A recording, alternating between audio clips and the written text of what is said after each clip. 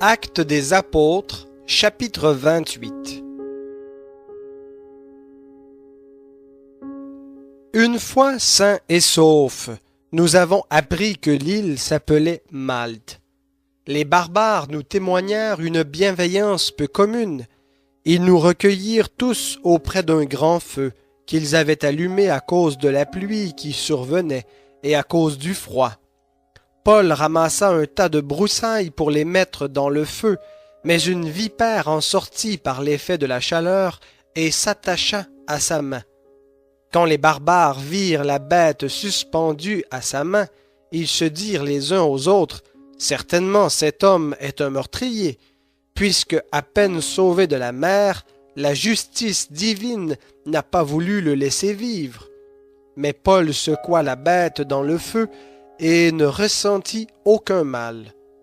Ces gens s'attendaient à le voir enfler ou tomber mort tout à coup. Mais après avoir longtemps attendu, ils virent qu'il ne lui arrivait rien d'anormal, changèrent d'avis et dirent que c'était un dieu. Il y avait, dans les environs, une propriété appartenant au premier personnage de l'île du nom de Publius, qui nous reçut et nous logea amicalement pendant 3 jours. Le père de Publius était alité, en proie à la fièvre et à la dysenterie. Paul entra chez lui, pria, lui imposa les mains et le guérit. Là-dessus vinrent les autres malades de l'île et ils furent guéris. On nous rendit de grands honneurs et, à notre départ, on nous fournit ce dont nous avions besoin. Après un séjour de 3 mois, nous avons fait voile sur un navire d'Alexandrie qui avait hiverné dans l'île et qui portait pour enseigne les Dioscures. Ayant abordé à Syracuse, nous y sommes restés 3 jours. De là, en suivant la côte, nous avons atteint Reggio. Le vent du sud s'étant levé le lendemain, en 2 jours, nous sommes parvenus à Pouzole, où nous avons trouvé des frères qui nous prièrent de rester 7 jours avec eux. Et c'est ainsi que nous sommes allés à Rome. Les frères de cette ville qui avaient eu de nos nouvelles vinrent à notre rencontre jusqu'au forum d'Appius et aux 3 tavernes. Paul, en les voyant, rendit grâces à Dieu et prit courage. Après notre arrivée à Rome, le centenier livra les prisonniers au commandant, mais on permit à Paul de demeurer à part avec le soldat qui le gardait.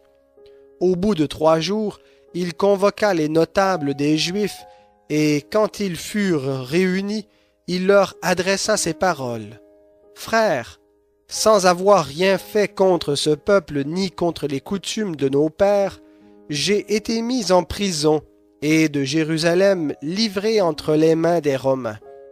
Après m'avoir interrogé, ceux-ci voulaient me relâcher parce qu'il n'y avait en moi rien qui mérite la mort. Mais les Juifs s'y opposèrent, et j'ai été forcé d'en appeler à César, sans du reste avoir l'intention d'accuser ma nation. Pour ce motif, j'ai demandé à vous voir et à vous parler, car c'est à cause de l'espérance d'Israël que je porte cette chaîne. » Ils lui répondirent, « Nous n'avons reçu de Judée aucune lettre à ton sujet, et il n'est venu aucun frère qui ait rapporté ou dit du mal de toi. Mais nous voudrions entendre de toi ce que tu penses, car nous savons que ce parti rencontre partout la contradiction. » Ils lui fixèrent un jour, et plusieurs vinrent le trouver dans son logis. Dans son exposé, il rendait témoignage du royaume de Dieu et cherchait par la loi de Moïse et par les prophètes à les persuader en ce qui concerne Jésus, et cela depuis le matin jusqu'au soir.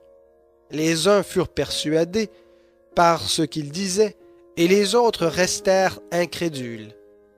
Comme ils se retiraient en désaccord les uns avec les autres, Paul n'ajouta que ces mots. « C'est avec raison que le Saint-Esprit, parlant à vos pères par le prophète Ésaïe, a dit « Va vers ce peuple et dis, vous entendrez bien, et vous ne comprendrez point.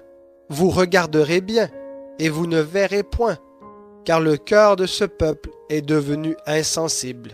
Ils se sont bouchés les oreilles, et ils ont fermé les yeux, de peur de voir de leurs yeux, d'entendre de leurs oreilles, de comprendre de leur cœur, et de se convertir, en sorte que je les guérisse. Sachez donc que ce salut de Dieu a été envoyé aux païens. Eux, ils l'écouteront. » Lorsqu'il eut dit cela, les Juifs s'en allèrent en discutant vivement entre eux. Paul demeura 2 ans entiers au domicile qu'il avait loué.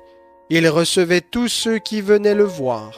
Il prêchait le royaume de Dieu et enseignait ce qui concerne le Seigneur Jésus-Christ en toute assurance et sans empêchement.